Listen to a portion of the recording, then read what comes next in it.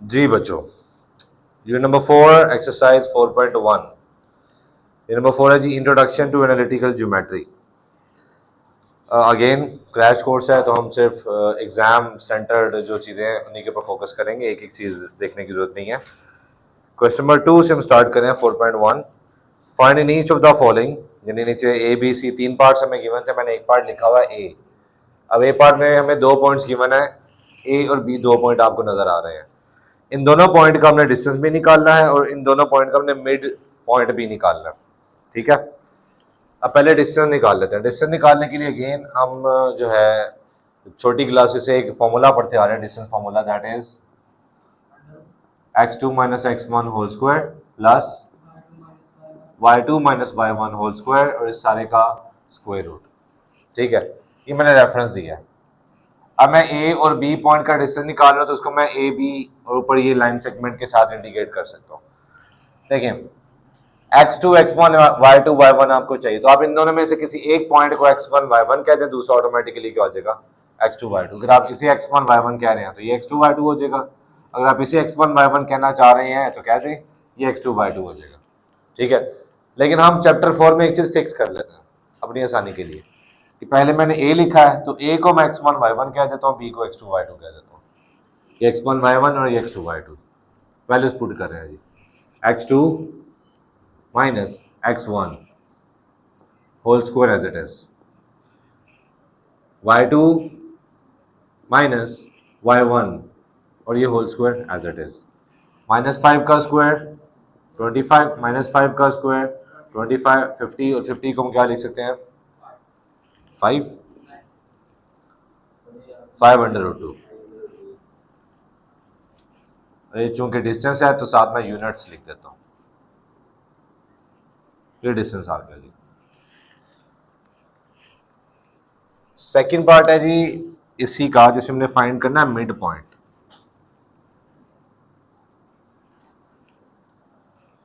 अब mid point का formula याद होना चाहिए आपको। दोनों x प्लस करके 2 से डिवाइड कर दें तो मिड पॉइंट का x आ जाएगा। दोनों y प्लस करके 2 से डिवाइड कर दें तो मिड पॉइंट का y आ जाएगा। ठीक है जी, दोनों x प्लस करें 3 -2 ओवर 2, ये x आ जाएगा। y के लिए दोनों y प्लस करें 1 -4 over 2,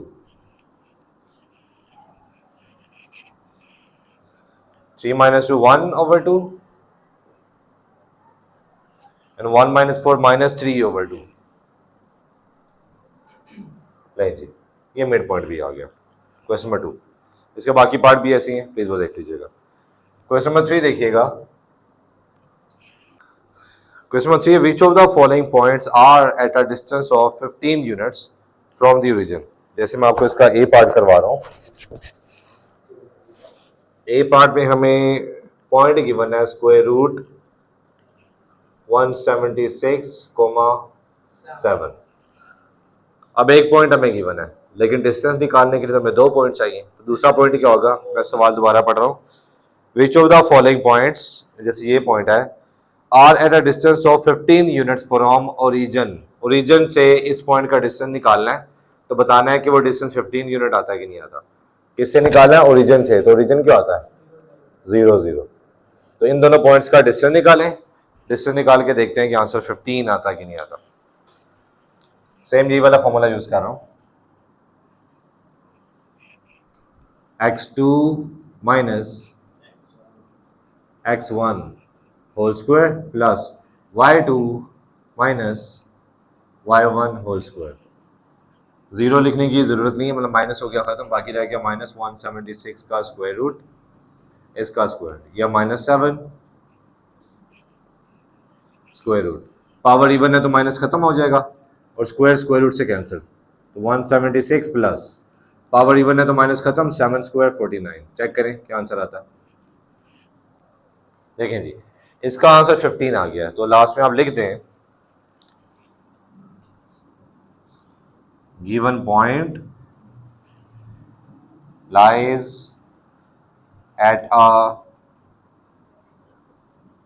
distance of 15 units from origin, ठीक है। और अगर फॉर एग्जांपल 15 ना आता, 15 पॉइंट समथिंग आ गया या 15 के अलावा कुछ भी आ गया, तो आप लिखेंगे given point does not lie at a distance of 15 unit from the origin. ठीक हो गया, ये क्वेश्चन नंबर 3। इसके बाकी पार्ट भी ऐसे ही हैं। क्वेश्चन नंबर 4, इसके पुत्र 3 पार्ट है। पहला पार्ट देखिएगा, show that the points A B and C आपके सामने लिखे हुए हैं are vertices of a right triangle. अब राइट ट्राइंगल में हमें पता है कि ऐसी ट्राइंगल जिसमें एक एंगल 90 डिग्री हो, एक इंटीरियर एंगल 90 डिग्री हो, वो क्या होता है? Right angle triangle. तो कैसे पता चलेगा राइट एंगल ट्राइंगल है? तो एक काम करते हैं, पहले तो ट्राइंगल की तीनों साइड्स हम निकाल लेते हैं, तीनों साइड्स की लेंथ निकाल लेते हैं।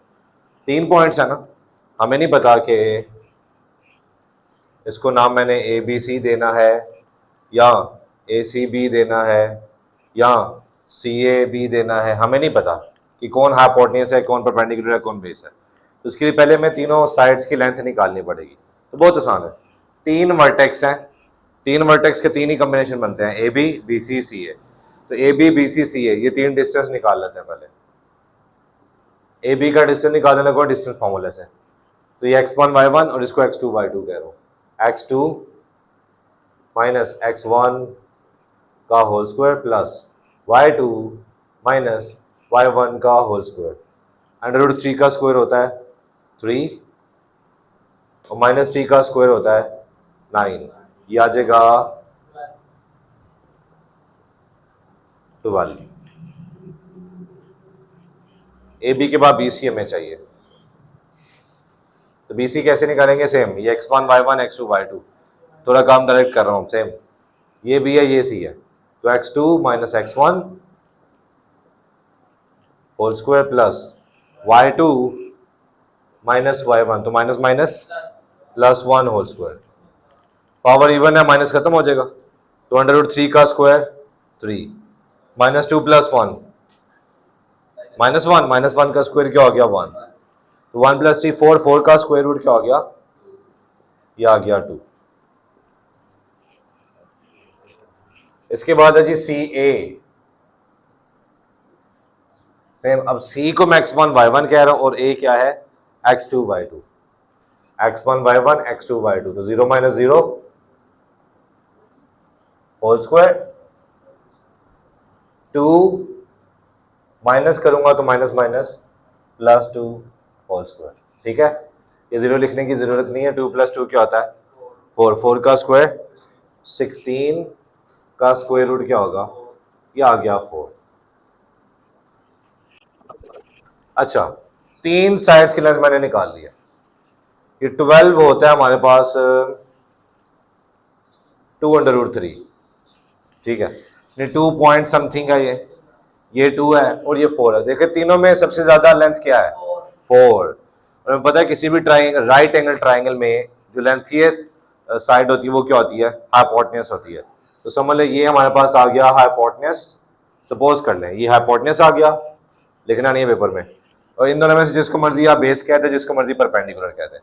तो हमने प्रूव करना है कि ये ट्राइंगल राइट एंगल ट्राइंगल है। तो इसके ऊपर पाइथागोरस थ्योरम चेक करते हैं। Checking Pythagoras theorem. Pythagoras theorem क्या है? हाइपोटेन्यूस का square perpendicular square plus base square के बराबर आना चाहिए। तो जो लेंथी साइड होती है वो हाइपोटेन्यूस होती है। लेंथी साइड क्या? 4 स्क्वायर, परपेंडिकुलर जिसको मर्जी कहते हैं स्क्वायर रूट 12 का स्क्वायर और बेस 2। अगर तो left hand side right hand side की इक्वल आ गई तो ये ट्राइंगल राइट एंगल ट्राइंगल होगी, वरना नहीं होगी। 4 स्क्वायर 16, ये कट गया 12 प्लस 2 स्क्वायर 4, तो 16 equal to 16। Hence given vertices form a right triangle या राइट एंगल ट्राइंगल। सही हो गया, ये इसका फर्स्ट पार्ट था। इसका सेकंड पार्ट देखिएगा,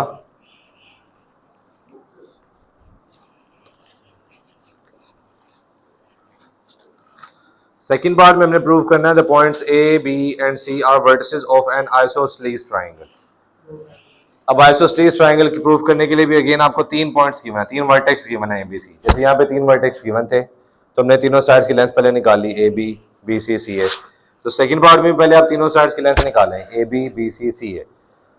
लेंथ को देख के पता चल जाएगा कि वो आइसोस्सेलेस है कि नहीं है। ठीक है, कैसे? कोई सी दो साइड्स की लेंथ बराबर हो और तीसरी साइड की लेंथ डिफरेंट हो तो वो आइसोस्सेलेस होगी। तीनों साइड की लेंथ सेम नहीं होनी चाहिए। तीनों साइड की लेंथ अगर सेम होगी तो आइसोस्सेलेस नहीं होगी, वो होगी इक्विलेटरल ट्रायंगल। हमने आइसोस्सेलेस का बताना है, तो आइसोस्सेलेस के लिए आपने क्या करना है, A B B C C ए, ये तीनों साइड्स की लेंथ निकाल लें। अगर कोई से दो बराबर और तीसरी डिफरेंट साइड है तो इसका मतलब आइसोस्सेलेस ट्रायंगल है। इसमें थर्ड पार्ट भी आप कर सकते हैं, वो देख लीजिएगा। थर्ड पार्ट में भी आपने पैरेललोग्राम प्रूफ करना है। तो A B B C C D D A, ये 4 कॉम्बिनेशन बनेंगे। थर्ड पार्ट में आपको 4 पॉइंट्स गिवन है, ए बी सी डी। इन 4 पॉइंट्स के 4 कॉम्बिनेशन बनते हैं, A B B C C D D A. ये चारों आप निकालेंगे। अगर इन चारों में कोई से दो दो बराबर है, यानी ए बी और बी सी बराबर है और सी डी और डी ए बराबर है, या फिर ए बी सी डी बराबर है, बी सी डी ए बराबर, कोई से दो दो बराबर है तो उसका मतलब पैरेललोग्राम होगी, क्योंकि पैरेललोग्राम में क्या होता है, ऑपोजिट साइड्स पैरेलल होती हैं। तो आप 4 डिस्टेंस निकाल लें, तो 4 में से 2 डिस्टेंस और 2 डिस्टेंस बराबर होने चाहिए, वो पैरेललोग्राम होगी। चारों भी बराबर आ सकते हैं। अगर चारों डिस्टेंस बराबर आ जाते हैं तो वो क्या होगा, स्क्वायर। ठीक है, ये थर्ड पार्ट है जी बच्चों। क्वेश्चन नंबर 6, क्वेश्चन नंबर 6 और क्वेश्चन नंबर 9 दोनों एक जैसे सवाल है और ये शॉर्ट भी है और लॉन्ग भी है। ठीक है, तो इसलिए मैं आपको करवा रहा हूँ। 6 में कह रहा है find as such that the points A B and C आपके सामने लिखे हुए हैं are vertices of a right triangle with right angle at vertex A. Right angle उसने बता दिया वर्टेक्स ए है, जबकि इससे पीछे जो हमने सवाल किया था यहाँ पे उसमें उसने नहीं बताया था कि राइट एंगल कहाँ पे है। तो इसलिए हमने पहले तीनों साइड्स की लेंथ निकाल ली थी, फिर हमने देखा कि जिस साइड की लेंथ सबसे ज्यादा थी वो हाइपोटेन्यूज हो गया। लेकिन यहाँ पे लेंथ निकाले बगैर हम बता सकते हैं कि हमारा हाइपोटेन्यूज क्या होगा। क्यों? क्योंकि उसने बता दिया है कि जो राइट एंगल है, राइट एंगल कहाँ बन रहा है, ए पे। सही है। अगर ये ए है तो बाय डिफॉल्ट यहाँ पे नाम आप बी सी लिख लें, सी भी लिख लें, डजंट मैटर। सही हो गया। तो हाइपोटेन्यूज क्या हो गया, 90 के सामने वाला बी सी, ये परपेंडिकुलर और ये बेस। ठीक है, अब तीनों साइड्स की हमें लेंथ चाहिए डिस्टेंस फार्मूले से, तो वो निकाल लेते हैं पहले। क्योंकि जी ए बी फाइंड करने लगा हूं, तो ए बी के लिए अगेन पहला ए लिखा है तो हम ए को x1 y1 कह देते हैं, बी को x2 y2 कह देते हैं। ए बी तो x2 minus x1 whole square plus y2 minus y1, तो minus minus plus 1 whole square. सही हो गया। 0 माइनस आ जाएगा, स्क्वायर की वजह से माइनस खत्म, तो √3 का स्क्वायर कितना होता है, 3। 3 का स्क्वायर 9, तो ये आ गया 12। तो ए बी हमारे पास आ गया स्क्वायर रूट 12। इसको 2√3 भी लिख सकते हैं, लेकिन फिलहाल मैं ऐसे ही लिख रहा हूँ इसको। ए बी के बाद है जी बी सी। अगेन बी को कह देते हैं x1 y1 और ये x2 y2। बी सी तो x2 minus x1 h minus 0 whole square plus y2 minus y1 minus 2 minus 2 h minus 0 h का होल स्क्वायर क्या होगा, h square minus 2 minus 2 minus 4 minus 4 का स्क्वायर 16। ये आ गया B C.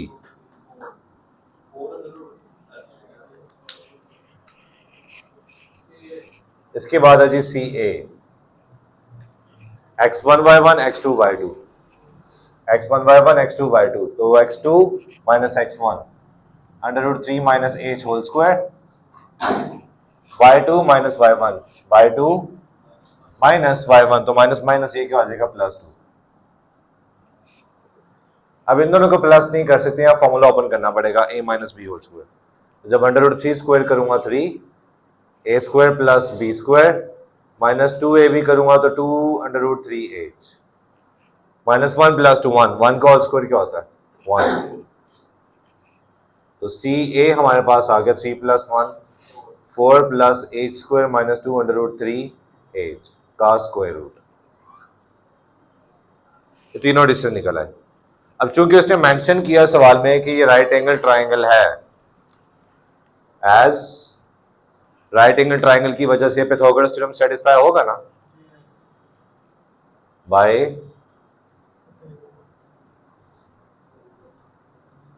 Pythagoras theorem hypotenuse BC, hypotenuse square is equal to perpendicular square is equals to plus base square.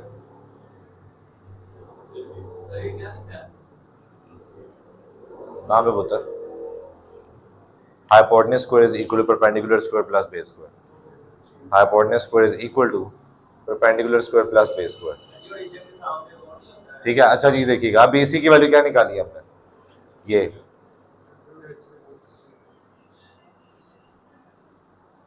AC या CA A की बात होती है, that is 4 plus h square minus 2√3h का square, और AB क्या निकाला हुआ है?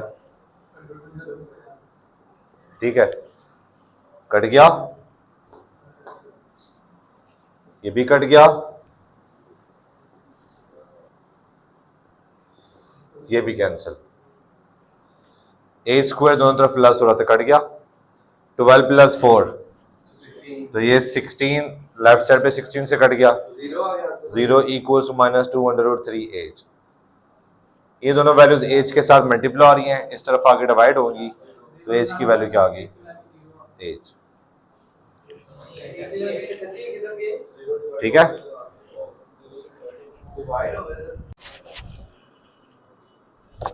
उत्तर अगेन दोबारा बता रहा हूं, 6 और जो क्वेश्चन नंबर 9 है वो दोनों इस तरह ही है एग्जैक्ट। ठीक है, 9 के बाद सॉरी 9 से पहले है क्वेश्चन नंबर 7, क्वेश्चन नंबर 8 भी देखते हैं। 7 में कह रहा है आपको 3 पॉइंट्स गिवन है, find h such that these 3 points are collinear.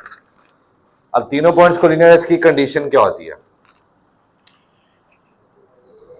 इसके मुताबिक x1 y1 x2 y2 x3 y3 और ये 1 1 1, अगर तीनों पॉइंट्स कोलिनियर है तो इनका डिटर्मिनेंट अगर मैं इस फॉर्म में लिखूं तो ये हमेशा 0 होगा। तो समझ लें 3 पॉइंट्स में से ये x1 y1 है, ये x2 y2 सपोज कर लें, ये x3 y3 सपोज कर लें। ठीक हो गया, मैं ये कंडीशन यूज करते हुए h निकालने लगा हूं। x1 y1 क्या है? -1 h, x2 y2 क्या सपोज किया हुआ है? 3 2, x3 y3 क्या सपोज किया हुआ है? 7 3, यहाँ 1 1 1 एज इट इज आ जाएगा, इक्वल टू 0। इक्वल टू 0 क्यों चल रहा है? क्योंकि उसने खुद कहा हुआ कि ये कोलिनियर है। अगर कहता ना कि चेक करें कोलिनियर है या नहीं है, तो फिर मैं बस लेफ्ट हैंड साइड लिखता, लेकिन उसने कहा कि कोलिनियर है, तो सी हम इक्वल टू 0 हमें गिवन है, तो इस चीज को हम यूज करते हुए एच निकालने लगे हैं। रो 1 से एक्सपैंड कर लेते हैं, एक्सपैंडिंग फ्रॉम रो 1। रो 1 के साइन हम सबको याद है, प्लस माइनस प्लस, पहली एंट्री इसके साथ प्लस का साइन आता है। ठीक है, फिर दूसरी एंट्री माइनस एच, और third entry plus minus plus 1 equal to 0 में गिवन है। -1 जिस रो और कॉलम में वो इग्नोर, ये 4 एंट्रीज एज इट इज यहां लिख लें। एच जिस कॉलम और जिस रो में इग्नोर, ये 4 एंट्रीज 3 7 1 1 एज इट इज यहां लिख लें। 1 जिस रो और कॉलम में इग्नोर, ये 4 एंट्रीज 3 7 2 3। इसको अब एच के लिए सॉल्व करते हैं। -2 इंटू 1 2, उसके बाद हमेशा माइनस आएगा, 3 इंटू 1 3, माइनस एच 3, उसके बाद हमेशा -7, प्लस 1 9, उसके बाद हमेशा -14 इक्वल टू 0। 2 - 3 तो -1 into minus, plus 1, 3 - 7 -4 into -8 plus 4h, 9 - 14 -5 into 1 -5 equal to 0। ठीक है, -5 प्लस 1 -4 इधर आके क्या हो जाएगा? 4 इक्वल टू 4h, 4 इधर आके डिवाइड होगा तो h की वैल्यू क्या आ गई? 1। Question number 7। क्वेश्चन नंबर 8 बेटा, the points A and B are ends of a diameter of a circle.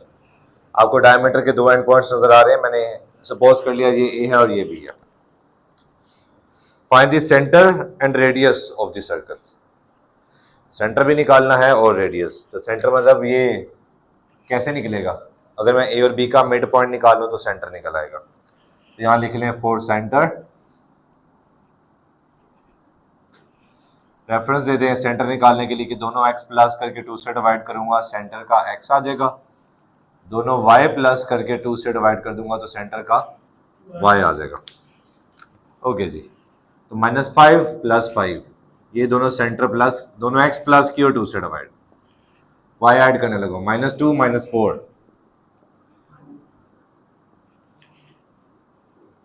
0/2 0 -6/2 ये आ गया जी सेंटर। ठीक हो गया, यहाँ लिख लेते हैं 0 -3। अब रेडियस निकालना है। तो रेडियस क्या होता है, सर्कल के सेंटर से सर्कल तक का डिस्टेंस। सेंटर को मैं सपोज कर लेता हूँ फॉर एग्जांपल सी, चले ओ सपोज कर लेते हैं, यह जी ओ, ये 0 -3 आ गया। अब ओ से बी तक का डिस्टेंस निकालूं तो वो भी रेडियस है, ओ से ए तक का डिस्टेंस निकालूं वो भी रेडियस है। यहाँ ए बी का डिस्टेंस निकालूं, डायमीटर का लेंथ आ जाएगी और डायमीटर की लेंथ को जब 2 से डिवाइड कर देंगे वो भी रेडियस। तो बताएं क्या करूं, फॉर रेडियस आप ओ ए निकाल लें या ओ बी निकाल लें, ओ ए का डिस्टेंस निकाल लीजिएगा तो रेडियस आ जाएगा। ठीक है, हो जाएगा ना। लेकिन जो भी डिस्टेंस का आंसर आएगा ना उसके साथ आपने यूनिट्स लिखना है। ठीक है, क्योंकि डिस्टेंस से एक लेंथ है तो लेंथ का कुछ ना कुछ यूनिट होता है। ओके जी, क्वेश्चन नंबर 13 से ऑनवर्ड जो सवाल है उनको डिस्कस करने से पहले एक छोटा सा कॉन्सेप्ट है वो देख लेते हैं। समझ लें आपके पास एक लाइन सेगमेंट है ए बी, आप ए को सपोज कर ले ये है x1 y1 और बी पॉइंट है x2 y2। सही है, एक पॉइंट P जो इस लाइन सेगमेंट को डिवाइड कर रहा है K1 K2 रेशो के साथ, यानी ये जो डिस्टेंस है K1 समझ लें और ये K2 है, और ये K1 रेशो K2 के साथ डिवाइड कर रहा है, मतलब दोनों में जो कॉमन आ रहा होगा वो कटिंग के बाद सिंपलीफाइड फॉर्म है। ठीक है, तो अगर आप पॉइंट P के जो कि इस लाइन सेगमेंट को K1 K2 रेशो से काट रहा है के कोऑर्डिनेट्स फाइंड करना चाह रहे हैं, x y फाइंड करना चाह रहे हैं, तो x का फॉर्मूला भी आपको याद होना चाहिए, y का फॉर्मूला भी याद होना चाहिए। फॉर्मूला बता रहा हूं देखिएगा, दोनों के डिनोमिनेटर में K1 + K2 आएगा। अब ऊपर सिर्फ x वाली वैल्यूज होंगी और y में ऊपर सिर्फ y वाली वैल्यूज होंगी। तरतीब देखिएगा, अगर आपने लिखा है K1 तो K1 के साथ x1 नहीं लिखना, K1 के साथ x2 आएगा प्लस और K2 के साथ x1 आएगा उल्टा।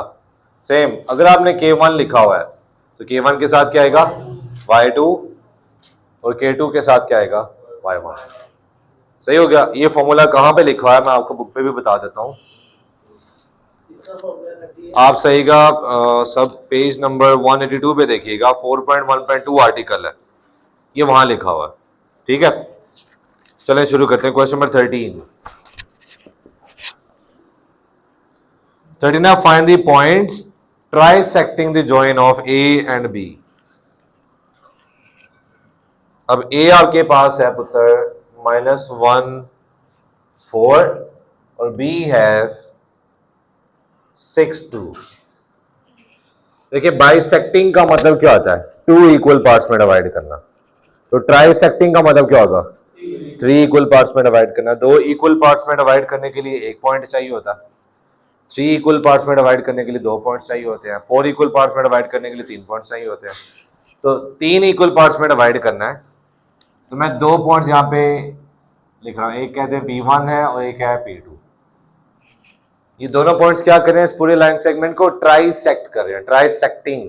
ठीक है, ट्राइसेक्टिंग का मतलब कि ये वाला पोर्शन, ये वाला पोर्शन, ये वाला पोर्शन बराबर है, ये तीनों डिस्टेंस क्या बराबर। अब हमें नहीं पता ना डिस्टेंस कितना है, लेकिन ये तो पता ना कि तीनों डिस्टेंस बराबर है। तीनों डिस्टेंस बराबर है तो इनकी रेशियो क्या होगी 1 1 1। सही है, जैसे 4:1 है तो सिंप्लीफाइड फॉर्म में क्या होगा 1 1 1, 7:7 है तो सिंप्लीफाइड फॉर्म में क्या होगा 1। क्योंकि तीनों बराबर है तो समझ लो ये डिस्टेंस भी 1 है, ये भी 1 है और ये भी 1 है। अब स्टेप बाय स्टेप पहले पॉइंट P1 फाइंड करते हैं, तवज्जो आपकी, ठीक है। फॉर P1 ए तो हो गया x1 y1, बी हो गया x2 y2, इसमें तो कोई इशू नहीं है ना। हमें सिर्फ क्या चाहिए, P1 के लिए K1 और K2 की वैल्यू चाहिए। साथ ही में नीचे पहले मैं फॉर्मूला भी लिख लेता हूँ। x के लिए क्या था, K1 x2 plus K2 x1 over K1 plus K2, comma y के लिए क्या था, K1 y2 plus K2 y1 और नीचे K1 प्लस K2। ये फॉर्मूला याद रखना आपने, ठीक है। ओके, अब K1 क्या चीज है और K2 क्या चीज है, आपकी तवज्जो। पॉइंट 1 फाइंड कर रहा हूं, इस पॉइंट का A से जो डिस्टेंस होगा, किससे, A से डिस्टेंस K1 के लाएगा जितना भी डिस्टेंस है, और इस पॉइंट का B से जो डिस्टेंस है वो जितना भी है वो होगा K2। आप जो पॉइंट फाइंड करें उस पॉइंट का A से डिस्टेंस क्या होगा, K1, और उस पॉइंट का B से डिस्टेंस क्या होगा, K2।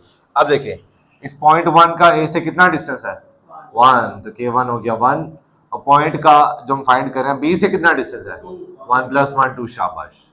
K1 1 आ गया और K2 2 आ गया, बाकी x1 y1 x2 y2 हमें पता है, वैल्यूज पुट करने लगा हूं जी। K1 x2 क्या है 6 प्लस K2 x1 क्या है, नीचे K1 plus K2, comma same K1 y2 क्या है 2 प्लस K2 और y1 क्या है 4, नीचे K1 प्लस K2, तो 6 - 2 4/3, 2 + 8 10/3, ये है जी पॉइंट 1। सही हो गया। अब पॉइंट 2 के लिए देखिएगा please, 4.2 x1 y1 x2 y2 तो वही है, हमें K1 K2 चाहिए, बस K1 K2 चेंज होगा। तो वजो अब मैं पॉइंट 2 फाइंड कर रहा हूं, तो अब पॉइंट 2 का A से जो डिस्टेंस होगा सेम वो K1 होगा, और पॉइंट 2 का B से डिस्टेंस क्या होगा, K2। अब पॉइंट 2 का A से डिस्टेंस कितना हो रहा है, वेरी गुड, तो K1 हो गया 2, और पॉइंट का B से डिस्टेंस कितना है, तो K2 आ गया 1। बाकी x1 y1 x2 y2 वही है, फॉर्मूला भी वही है, तो इसमें वैल्यूज पुट कर लीजिएगा, ठीक है, ये हो जाएगा। क्वेश्चन नंबर 13 के बाद है question number 14, find the point 3/5 of the way along the line segment from A to B। Line segment AB आपके सामने है। अब ये 3/5 क्या चीज है उसको समझने पहले सामने देखिएगा प्लीज पुत्र। ये है 5/7, ये है 3/8, कैसे लिखते हैं, फिर यह है 2/9। इस फ्रैक्शन को समझिए, फ्रैक्शन क्या बता रही है, फ्रैक्शन कह रही है कि टोटल 7 पार्ट्स है, 7 में से 5 पार्ट्स की हम बात कर रहे हैं, टोटल 8 में से कितने पार्ट की बात कर रहे हैं, 3, टोटल 9 में से कितने पार्ट की बात कर रहे हैं, 2। सवाल में क्या कह रहे हैं 3/5, तो 3/5 का मतलब ये होता है 3/5, मतलब टोटल कितने हैं 5 में से कितने की बात करें 3। ओके, सवाल पे आइएगा। Find the point 3/5 of the वे, 3/5 का मतलब टोटल डिस्टेंस कितना है A से B तक 5, A से B तक टोटल डिस्टेंस कितना है 5, लेकिन कितने डिस्टेंस के बाद वो पॉइंट आ रहा है 3। Find the point 3/5 of the way along the line segment from A to B। Total distance 5 है, 5 के बाद 3 डिस्टेंस के बाद वो पॉइंट है, कितने डिस्टेंस के बाद 3 के बाद, तो ये कितना है 2, टोटल 5 है, 5 में से 3 डिस्टेंस के बाद पॉइंट आ गया, तो बाकी कितने रह गए 5 में से 2, तो ये 2 आ गया। सबसे पहले दोबारा देखिएगा, ये लिखा है 5/7, ये मैंने लिखा है 3/8, लिखा है 2/9। अब इन फ्रैक्शन को समझिए, फ्रैक्शन क्या बता रहे हैं, नीचे जो लिखा होता है वो टोटल होता है, नीचे लिखा होता है वो कहता है टोटल, टोटल में यानी 7 में से 5 पार्ट्स की बात हो रही है, तो बाकी कितने रह गए 2/7। 8 में से 3 की बात हो रही, बाकी क्या रह गया 5/8, यहाँ बाकी क्या रह गया 7/9, टोटल 9 है, 9 में से 2 पार्ट्स की बात हो रही, बाकी 7 रह गए, तो 7/9। अब सवाल में उसने कहा हुआ है फाइंड द पॉइंट 3/5, तो 3/5 को ऐसे लिखना है। टोटल कितना है 5 में से कितने के बाद 3 के बाद। Find the point 3/5 of the way along the line segment from A to B. A to B जाते हुए 3/5 के बाद, यानी 3 डिस्टेंस के बाद, टोटल 5 है, 3/5 में टोटल 5 है, लेकिन 3 डिस्टेंस के बाद वो पॉइंट आया जो हमने फाइंड करना है। तो अगर ये 3 है तो बाकी कितना रह गया 5 में से 2। ठीक हो गया, दैट्स इट। तो अब देखें x1 y1 x2 y2 clear. k1 मुझे बता दें क्या होगा, पॉइंट का a से डिस्टेंस कितना है, तो k1 आ गया 3, और पॉइंट का b से डिस्टेंस क्या है, तो k2 आ गया 2, दैट्स इट। बाकी x1 y1 वही है, x2 y2 वही है। फॉर्मूला मैं फॉर्मूला दोबारा लेके करवा भी दूंगा, लेकिन जब तक आप फॉर्मूला याद नहीं करेंगे ना पुत्र, तो जो आपने समझा वो नहीं समझा, क्योंकि आपने फॉर्मूला याद नहीं किया। हाँ, बाकी सारा एज इट इज है, फॉर्मूले में वैल्यूज पुट करें, आपका पॉइंट आ जाएगा। ठीक है, हाँ बस 15 में 2 पार्ट है पुत्र। अब 15 इंपॉर्टेंट है, ये लॉन्ग में भी आया हुआ है, शॉर्ट में भी आया हुआ है, इसका एक पार्ट। अब ये चीज बहुत ज्यादा जरूरी है, बस तवज्जो आपकी चाहिए, फुल तवज्जो सामने। सवाल है find the point P on the join of A and B। ये आ गया A 1 4 और B है 5 6। ठीक है, on the join of A and B that is twice as far from A। Point की बात हो रही है कि वो A से कितना दूर है, ट्वाइस, डबल। देखो मैं अब डबल बता रहा हूं तो मैं ये भी तो बताऊंगा किसका डबल। वो कह रहे हैं पॉइंट ए का ए से डिस्टेंस, यानी पी ए जो डिस्टेंस है वो डबल है, किसका डबल आगे बता रहा है, एज बी इज फ्रॉम ए, यानी बी और ए का जितना डिस्टेंस है उसका डबल करें तो पी और ए का डिस्टेंस आएगा। बी ए का जितना डिस्टेंस है उसका डबल करेंगे तो पी ए का, यानी अगर बी ए का डिस्टेंस 2 है तो पी ए का क्या होगा 4, बी ए का डिस्टेंस 1 है तो पी ए का क्या होगा, बी ए का डिस्टेंस 3 है तो पी ए का क्या होगा 6। ये चीज यूनिवर्सल है, मतलब ये दोनों पार्ट्स में अप्लाई होगी, ए पहले वाले में भी अप्लाई होगी, दूसरे वाले में भी अप्लाई होगी। क्या अप्लाई होगी कि बी और ए का जितना डिस्टेंस है उसका डबल करेंगे तो पी और ए का डिस्टेंस आ जाएगा। Clear, okay. बी और ए का जितना डिस्टेंस है उसका डबल करेंगे तो पी और ए का डिस्टेंस आएगा। Clear, okay. चलो अब पहला पार्ट दोबारा पढ़ रहा हूं। Find the point P on the join of A and B that is twice as far from A as B is from A and lies on the same side of A as B does।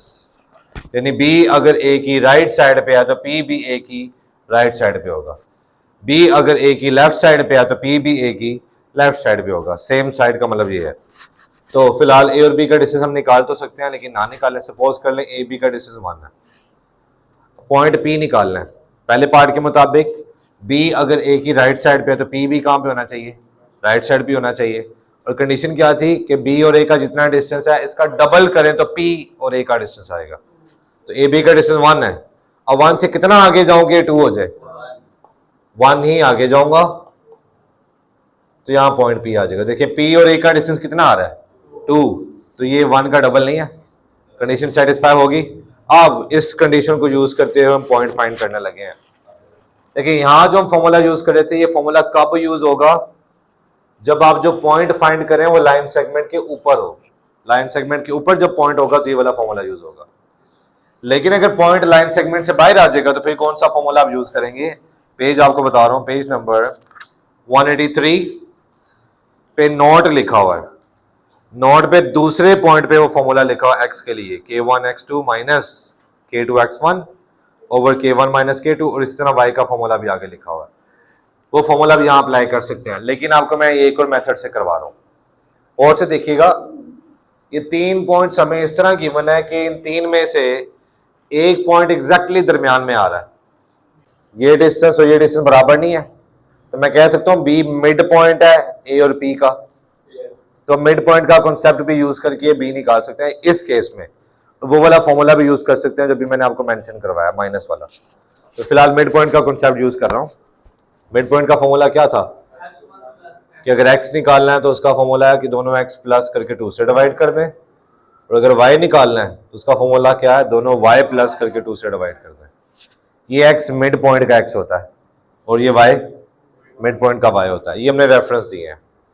Okay जी, पहले x निकालते हैं। Mid point क्या है? ये mid point का x क्या है? ये x की जगह आ गया 5, जबकि ये दोनों क्या होते हैं? इसको आप x y सपोज कर लो। ये दोनों होते हैं जिन दोनों का मिड पॉइंट निकाला होता है, यानी ये x1 x2। तो x1 x2 की जगह क्या लिखते हैं? 1 एंड x। रीअरेंज करें, 2 इधर आके मल्टीप्लाई 10, 1 इधर आके माइनस होगा तो x आ गया 9। अब मिड पॉइंट के कॉन्सेप्ट से ही मैं ये y निकालने लगा। देखिए ये y कौन सा y होता है? मिड पॉइंट का y। तो मिड पॉइंट का y क्या है?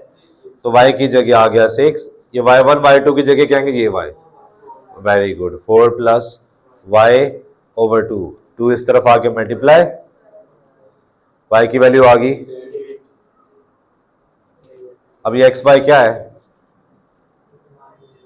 ये पॉइंट, x की जगह 9 और y की जगह 8। ये पहला पार्ट था, ठीक है। अब दूसरा पार्ट देखते हैं हम। क्वेश्चन में 15 का पहला पार्ट, उसके बाद सेकंड पार्ट। ये इंपॉर्टेंट क्वेश्चन है। अब पूरा सवाल मैं पढ़ रहा हूँ, पूरे सवाल को दोबारा पढ़ने से पहले मैं दोबारा बताता चलूँ क्या चीज़ थी जो दोनों पार्ट्स में यूज होनी है। ए बी का जितना डिस्टेंस है उसका डबल करेंगे तो ए पी का डिस्टेंस आएगा। ये दोनों पार्ट में यूज होगा। ए बी का जितना डिस्टेंस है उसका डबल करेंगे तो ए और पी का डिस्टेंस आएगा। क्लियर? ठीक है। अब आज हमें उसने ये बताना है कि पॉइंट लाई कहाँ पे कर रहा है। सेकंड पार्ट के मुताबिक कह रहा है lie on the opposite side of A as B does. अगर बी ए की राइट साइड पे है तो पी लेफ्ट साइड पे होगा, ऑपोजिट साइड पे। बी अगर लेफ्ट साइड पे हम बनाते तो पी कहाँ पे होता? ऑपोजिट साइड यानी राइट साइड पे। फिलहाल बी मैंने कहाँ बनाया हुआ है? राइट साइड पे। तो पी कहाँ पे होना चाहिए? लेफ्ट साइड पे। लेफ्ट साइड पे पी आएगा। लेकिन ए बी का डिस्टेंस 1 है। पी हमने बनाना भी बनाने लगे। दोबारा देखो जरा, दोबारा सुन लो। देखो सवाल के मुताबिक कह रहा है सेकंड पार्ट में the point P lies on the opposite side. Opposite का मतलब तो यार पता ना, opposite side of A as B does. यानी बी अगर लेफ्ट साइड पे है तो पी कहाँ पे होगा? राइट साइड पे। बी अगर राइट साइड पे होता तो पी कहाँ पे होता? अब ये डिपेंड करता है हमने कैसे डायग्राम बनाई। देखो जरा, मैंने बी को राइट साइड पे बनाया हुआ है तो पी अब कहाँ पे होना चाहिए? लेफ्ट साइड पे होना चाहिए। लेकिन अभी वो रूल अभी भी वैसे ही है कि ए बी का जितना डिस्टेंस होगा उसका डबल करेंगे तो ए पी का डिस्टेंस आना चाहिए, ए पी का डिस्टेंस। क्लियर? तो ए बी 1 है अगर, तो अब ए पी कितना होना चाहिए? 2। तो मैं इतना आगे जाऊंगा कि ये क्या हो जाना चाहिए? ये ए और पी का डिस्टेंस 2 होना चाहिए। ए बी अगर 1 है तो ए पी क्या होना चाहिए? 2। क्लियर? सही हो गया। अब देखो क्या ये 3 पॉइंट्स इस तरह लाइक कर रहे हैं कि एक पॉइंट एग्जैक्टली दरमियान में हो? नहीं, वेरी गुड। जैसे ये एग्जैक्टली दरमियान में थे, तुमने मिड पॉइंट का कॉन्सेप्ट भी यूज कर लिया। ये एग्जैक्टली दरमियान में नहीं है वाला पॉइंट, अब मिड पॉइंट का कॉन्सेप्ट यूज नहीं कर सकते। अब वो फॉर्मूला यूज करना पड़ेगा। फॉर्मूले में x क्या था? k1 x2 minus k2 x1 over k1 minus k2। और y के लिए क्या है? बस x की जगह y रिप्लेस कर दो।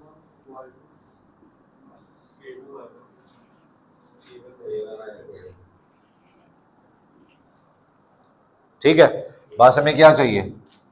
k1 चाहिए और k2 चाहिए। क्लियर? k1 फिक्स है, जो पॉइंट हम फाइंड करें उसका a से डिस्टेंस k1 होगा और b से डिस्टेंस k2 होगा। a पॉइंट फाइंड करो तो इस पॉइंट का a से डिस्टेंस कितना है? वेरी गुड, तो k1 आ गया 2। और इस पॉइंट का b से डिस्टेंस कितना है? वेरी गुड 3, तो k2 आ गया 3। बाकी x1 y1 क्या है? 1 4 और x2 y2 क्या? 5 6। वैल्यूज पुट करें, सवाल करें। ठीक हो गया। दोबारा सुन लें, ये फॉर्मूला कब यूज करना है? जब point, very good, line segment के ऊपर ना हो। ये पॉइंट लाइन सेगमेंट से बाहर है तो माइनस वाला फॉर्मूला यूज करेंगे। माइनस वाला है तो तरतीब का ख्याल रखिएगा, ऊपर मर्जी नहीं चलेगी कि बाद जो मर्जी पहले वैल्यू लिख लें तो माइनस नहीं, पहले k1 वाली वैल्यूज है फिर माइनस। ठीक है। ओके जी, क्वेश्चन नंबर 17। हमें 3 पॉइंट्स गिवन है, तीनों पॉइंट्स को मैंने सपोज कर लिया ए बी सी। ठीक है। तो कह रहे थे points A B C are the vertices of a triangle, find incentre of the triangle.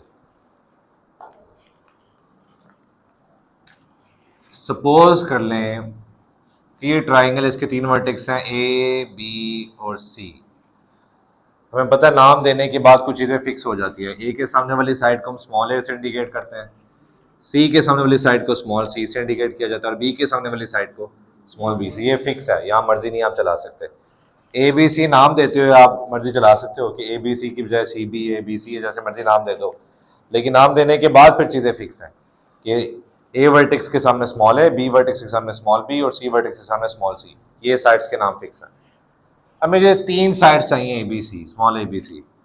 तो पहले मैं तीनों कॉम्बिनेशन निकाल लेता हूँ। ए बी निकाल लेते हैं, बी सी निकाल लेते हैं और सी ए निकाल लेते हैं डिस्टेंस फॉर्मूले से। x1 y1 x2 y2।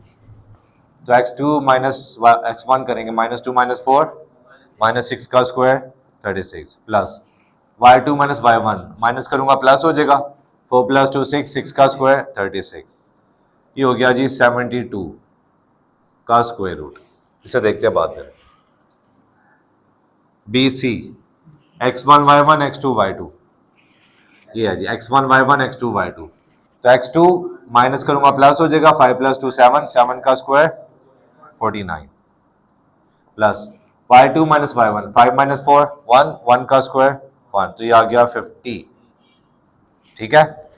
अब सी ए x1 y1 x2 y2, x1 y1 x2 y2, तो 4 - 5 -1 -1 का स्क्वायर 1 प्लस -2 -5 -7 -7 का स्क्वायर 49, तो ये भी आ गया 50।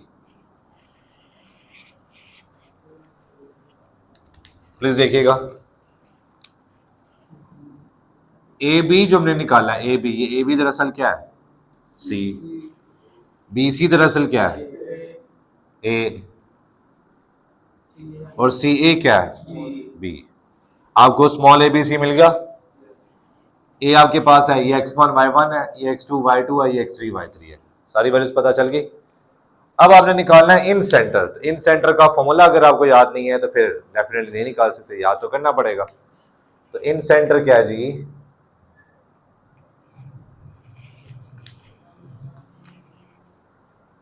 आप x निकालना चाह रहे हैं या y निकालना चाह रहे हैं, दोनों के डिनोमिनेटर में आएगा a + b + c।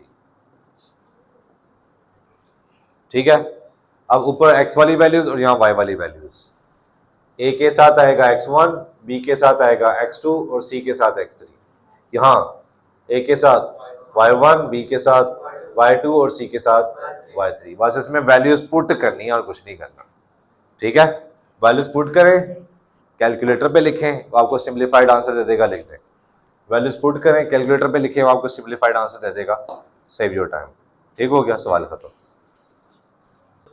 हाँ, सी में ये लिखेंगे, ए में ये लिखेंगे और बी में ये लिखेंगे। क्वेश्चन नंबर 17 के बाद 18। 18 find the points that divide the line segment joining A and B into 4 equal parts। A आपके पास है x1 y1, B है x2 y2। जनरली ये क्वेश्चन आता नहीं है, लेकिन बहुत आसान है, इसलिए मैं आपको करवा रहा हूँ। हमने पहले सवाल कर लिया और इस तरह का, इसलिए 3 इक्वल पार्ट्स में डिवाइड करने के लिए कितने पॉइंट्स चाहिए होते हैं, 2। 2 इक्वल पार्ट्स में डिवाइड करने के लिए 1 पॉइंट चाहिए होता है, और 4 इक्वल पार्ट्स में डिवाइड करने के लिए 3 पॉइंट चाहिए। तो इसके 4 इक्वल पार्ट्स हैं। कह रहा find the points that divides the line segment A B into 4 equal parts. तो 4 इक्वल पार्ट्स के लिए 3 पॉइंट चाहिए, 1 2 3। इसको P1 2 3 भी कह सकते हो, या ए बी के बाद C D E B आप कह सकते हो। क्लियर। क्योंकि ये 4 इक्वल पार्ट्स है, तो ये डिस्टेंस B1, ये डिस्टेंस B1, ये डिस्टेंस B1, ये डिस्टेंस B1। सिंप्लीफाइड फॉर्म में रेशियो आएगी तो 1 1 1 हो जाएगी ना। फॉर एग्जाम्पल अगर आप P1 फाइंड कर रहे हो, x1 y1 और x2 y2 तो यही है, k1 और k2 आपको चाहिए होगा। तो पॉइंट 1 का a से डिस्टेंस कितना है, तो k1 आ गया 2। पॉइंट 1 का b से डिस्टेंस कितना है, 1 + 1 + 1 3। ठीक है। बाकी x1 y1 कोई वैल्यूज नहीं है, ये वेरिएबल्स ही है, तो आपका आंसर वेरिएबल की फॉर्म में ही आएगा। बताएं कौन सा फॉर्मूला लगेगा, प्लस वाला माइनस वाला, प्लस वाला फॉर्मूला लगेगा, जो दो फॉर्मूले मैंने पढ़े थे। प्लस वाला क्यों? क्योंकि जो पॉइंट फाइंड कर रहे हैं वो लाइन सेगमेंट के ऊपर आ रहे हैं, मतलब ये वाला फॉर्मूला।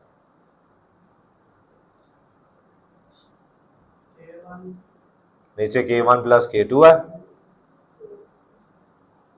ऊपर अगर आपने k1 लिखा है तो इसके साथ x2 x1, सेम k1 के साथ y2 और k2 के साथ y1। लेकिन ये फॉर्मूला माइनस में कन्वर्ट हो जाएगा अगर आप जो पॉइंट फाइंड कर रहे हैं वो लाइन सेगमेंट के बाहर है, तो माइनस आ जाएगा ऊपर भी और नीचे।